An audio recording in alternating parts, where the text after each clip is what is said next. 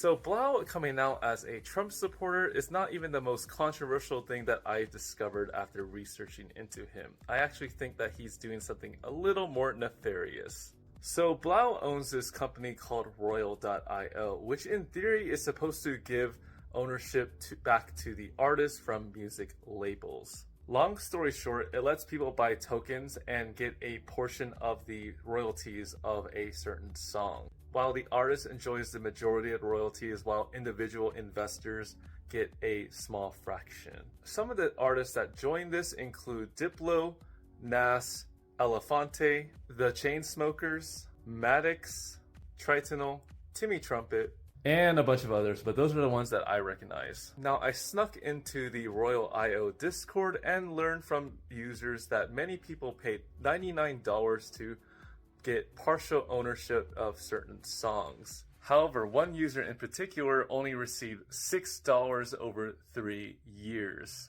People think that this is an investment, but in reality, most songs fade away after only a few weeks. It's actually quite rare to get a song that lasts a year.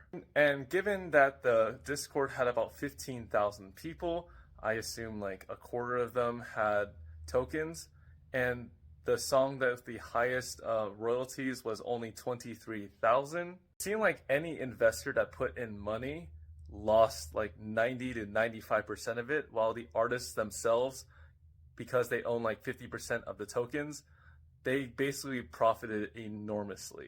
I'm not saying that there is potential fraud.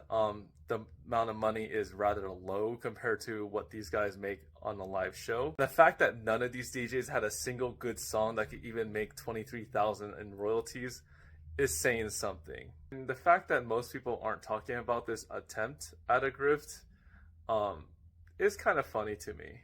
I know that many people here are dogging at him for his views. For me, Blau trying to grift and failing miserably is kind of like icing on the cake.